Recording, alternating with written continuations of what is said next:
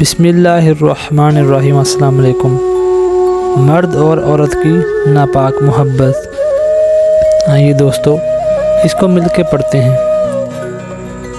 زندگی کے ہاتھ نہیں ہوتے، لیکن کئی دفعہ ایسا تھپڑ لگاتی ہے کہ پھر ساری عمر اس کا نشان نہیں جاتا۔ مرد عورت کی قدر تب تک کرتا ہے جب تک اسے حاصل نہیں کر لیتا۔ مرد عورت کا شکار کرنے کے لیے بڑی ہوشیاری سے اس کی پسند کا چولا پہنتا ہے، اور جب اسے حاصل کر لیتا ہے پھر اپنے اصلی رنگ ڈھنگ میں آ جاتا ہے۔ عورت سمجھتی ہے کہ مرد بدل گیا ہے، جبکہ وہ بدلتا نہیں، وہ اپنی اصلی رنگ میں واپس آ جاتا ہے۔ زندگی میں زیادہ رشتوں کا ہونا ضروری نہیں، لیکن جو رشتے ہیں ان میں زندگی کا ہونا ضروری ہے۔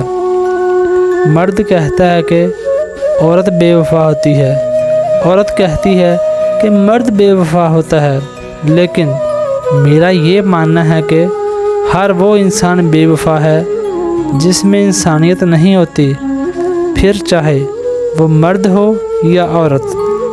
اگر تمہیں اپنی محبوبہ سے زیادہ کوئی اور عورت خوبصورت لگنے لگے تو سمجھ لو کہ تم اس کھوٹے سکے کی مانند ہو جو پیار کی مارکیٹ میں صرف دھوکے سے چل سکتا ہے، لیکن عشق محبت مارکیٹ میں چلنے کے قابل نہیں ہوتا ہے، کیونکہ عشق صرف ایک سے کیا جاتا ہے۔ فرق پڑتا ہے جیسے سفید دودھ میں ایک چٹکی ہلدی، ایک دیگ چاول میں 2 چٹکی زعفران سے، ایک کپ چائے میں کھٹاس کی 3 بوندوں سے۔ فرق مقدار میں کتنا ہی کم اور تعداد میں کتنا ہی نیچے کیوں نہ ہو، فرق پڑتا ہے۔ ہم کبھی موجود سے محبت کر ہی نہیں پاتے، لا حاصل کے پیچھے بھاگتے رہتے ہیں۔ عورت کو ایک ایسے مرد کی ضرورت ہوتی ہے جو اس کی ہر کام میں مدد کرے، اس کی عزت کرے، اس کے لاڈ میں زمانے سے حالات سے لڑ جائے۔ ایسے مرد کی نہیں جو دنیا کے سامنے اس کی تذلیل کرے۔ پتہ ہم دونوں کے بیچ یہ فاصلہ کیوں آیا؟ اس لیے کہ میں نے پوری دنیا کو چھوڑ کر تمہیں سب سے پہلے رکھا، اور تم نے کیا کیا؟